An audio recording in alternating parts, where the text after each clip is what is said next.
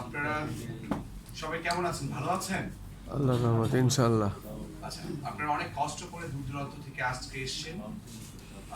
আজকে আমাদের মঞ্চে উপস্থিত আছেন আমাদের সম্মানিত প্রেসিডেন্ট জুলফিকার আলী টুয়েল, আমাদের সিনিয়র ভাইস প্রেসিডেন্ট আছেন বশির আহমেদ সহ আমাদের যত গেস্ট এসেছেন সবাইকে জানাচ্ছি ফ্যান ক্লাবের পক্ষ থেকে উষ্ণ অভিনন্দন।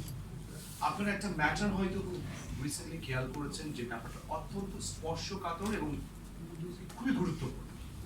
আপনারা জানেন যে বিদেশে যারা যায় একটা ক্যাটাগরি আছে যারা বাংলাদেশের মেহনতি শ্রমিক মানুষ, যারা বাংলাদেশ থেকে বিদেশে যে প্রচুর অর্থ তারা বাংলাদেশে রেমিটেন্স পাঠায়।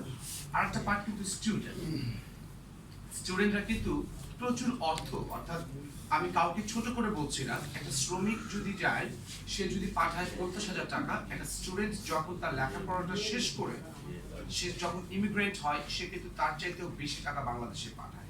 কিন্তু আমি বরাবরই দেখেছি বিগত সরকার এই বিষয়টা নিয়ে উদাসীন ছিল। আমরা বারবার চেষ্টা করেছি সরকারকে কনসালটেশন দেওয়ার জন্য যে আমরা যেহেতু এডুকেশন কনসালটেন্সি এই ট্রেডটার মাদার অর্গানাইজেশন, আমরা প্রায় 20 বছরের অধিক এই দেশে অ্যাজ এ মাদার অর্গানাইজেশন হিসাবে স্বীকৃতি পেয়েছি বাংলাদেশ বাণিজ্য মন্ত্রণালয়ের আন্ডার থেকে, এবং আমরা এফবিসিসি এর এ ক্যাটাগরি সংগঠন।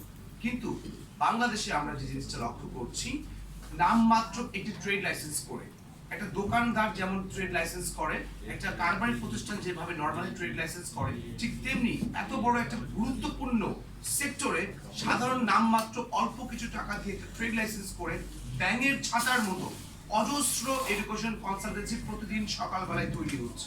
যার ফলে কি হচ্ছে, বাংলাদেশের মেধাবী শিক্ষার্থীরা যারা এই দেশকে উচ্চ শিক্ষার জন্য বিদেশে যে জ্ঞান অর্জন করে বাংলাদেশকে নতুন করে গড়বে, মাননীয় প্রধানমন্ত্রী প্রায়ই বলে থাকেন যে আমরা চাই বিশ্বের বুকে বাংলাদেশকে এগিয়ে নিয়ে যেতে এবং সবার আগে বাংলাদেশের এই প্রতিশ্রুতি, এই স্লোগানকে ধারণ করে আমাদের যে মেধাবী শিক্ষার্থীরা বিদেশ থেকে উচ্চশিক্ষার জন্য যায় বা যেতে চায় তাদের স্বপ্ন ভঙ্গ করছে এই প্রতারক জালিয়াতি অসাধু ব্যবসায়ীরা। এবং তাদের যদি এখন লাগাম ধরতে না পারি তাহলে বাংলাদেশের আগামী দিনে শত শত নয়, হাজার হাজার নয়, লক্ষ লক্ষ মেধাবী শিক্ষার্থীর চোখের অশ্রু আপনারা অদূর ভবিষ্যতে আপনারা শুনতে পারবেন।